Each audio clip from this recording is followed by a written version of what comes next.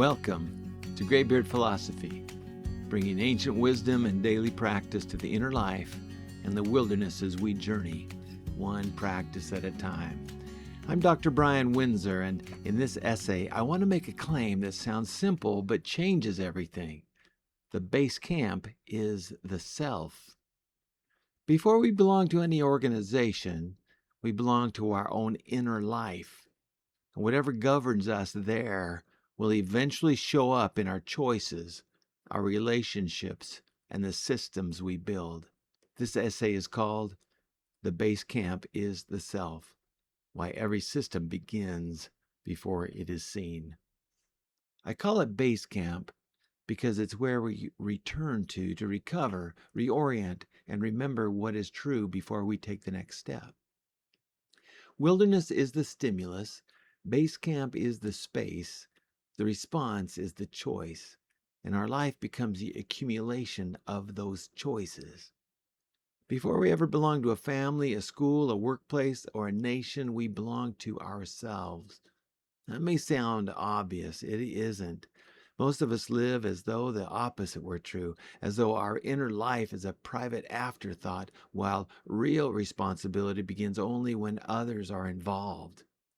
We speak carefully about organizational culture while ignoring the culture we're cultivating within. But every system we inhabit is shaped quietly, relentlessly, by the inner condition of the people who sustain it. The first organization is base camp, the self. The true nature of the self. Epictetus asked a deceptively simple question. What is the nature of a human being? His answer was not about happiness, success, power, influence, or possessions. Certainly not about likes and subscribes. It was about fidelity to virtue, the ability to remain aligned with what one knows to be right, regardless of circumstance. Socrates went even further. He argued that virtue is not a set of external behaviors, but the health and well-being of the soul. Vice, by contrast, is a kind of inner disease, deformity, weakness, and disorder. A person lives well, Socrates insisted, only when the inner self is well ordered. In this view, virtue is not performance, it is condition. The condition of the inner self is not revealed when life is calm. It's revealed under pressure and more acutely while suffering. Who we become under pressure is not accidental, it is diagnostic. It shows us the true state of the inner life we have been cultivating all along. Inner condition becomes structure. Before strategic initiatives are launched, before policies are written, before roles are assigned or expectations clarified, something more basic is already at work. The collective inner condition of those with responsibility. It shows up in how desire and craving are managed, how fear, despair, and uncertainty are handled, how anger is expressed or suppressed, how quickly rationalizations appear, how often avoidance replaces responsibility. These are not private matters, they are structural. An undisciplined inner life does not remain contained. It externalizes into decisions, norms, silences, and systems. The inner life and the freedom to choose. Viktor Frankl, writing from the most extreme conditions imaginable, named a truth modern life often forgets. Everything can be taken from a person but one thing, he said, the last of the human freedoms, to choose one's attitude in any given set of circumstances, to choose one's own way, and there were always choices to make. Frankl was not speaking optimistically, he was speaking precisely. Between what happens to us and what we do about it, there is a space. That space may be very small. Often it is ignored. Some are unaware it exists at all. But it exists. And in that space, responsibility begins. What is often missed is this: the health of the inner self determines what happens in that space. A disordered life produces a narrow, unstable space. A cultivated inner life makes the space accessible, durable, and usable. When people deny that space, they say things like, "I had no choice. He made me angry. That's just how it is around here. I was just following this system. Everyone does it, and it's not my fault." These statements describe pressure, but they deny the last of the human freedoms to choose our response. And every time we deny that freedom to choose, we quietly diminish our own humanity. Systems do not create these responses. They merely reward or punish what is already there. The space where discipline lives. Stephen Covey gave modern language to what Stoicism and Buddhism have long taught.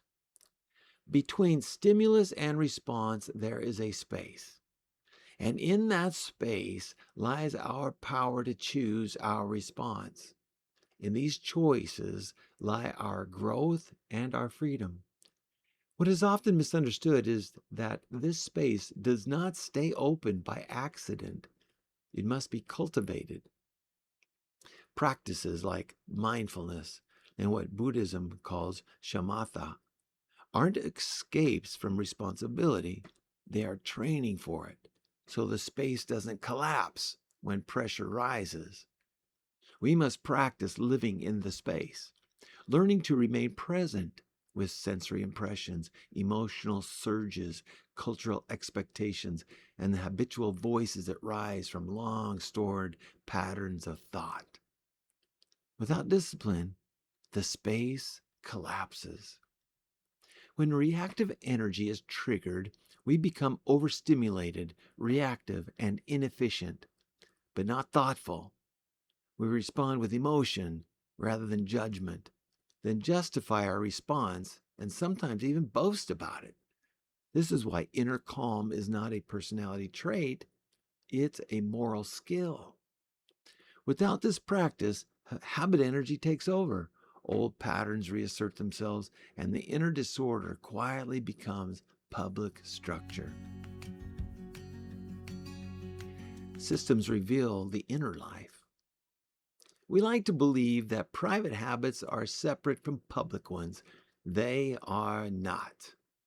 What we tolerate or value within ourselves, honesty or evasion, patience or reactivity, focus or distraction, eventually surfaces in the systems we touch. Not because we intend it to, but because repetition becomes structure. Your calendar reveals what matters. Your attention to your calendar reveals what matters. Your silence teaches what is acceptable. Your reactions teach others how safe truth is. Your private conversations teach how trustworthy you are in public ones. This is as true in families as it is in institutions, as it is in corporations. The self is not a private refuge from responsibility. It is the first site of stewardship. An internal practice, living in the space. Over the next few days, notice moments when you feel activated, irritated, defensive, rushed, offended, or compelled to respond quickly. When the stimulus appears, pause. Don't analyze it. Don't justify a response. Simply notice whether a space exists between what happens and what you do. Then ask yourself quietly, how comfortable am I in this space? Do I rush to close it, or can I remain present? What habit energy is pulling me toward a familiar response? If the space feels uncomfortable, that's not failure, it's information. Finally, sit with this question, not to answer immediately, but to let it work on you. Would I value cultivating a healthier inner life, one capable of sustaining the space under pressure? That question is not about technique. It's about the condition of the self. And that condition is where all real leadership begins. Now, in the next post, we'll explore the condition of base camp, what strengthens it, what erodes it, and why inner health determines whether that space is acceptable when you need it most. Hey, thanks for listening to Greybeard Philosophy. If this essay helped you, stay with the practice. Small and faithful is enough. You can find the written version of this podcast along with the practice at greybeardphilosophy.com. Until next time, be kind to yourself and learn something for the next trek.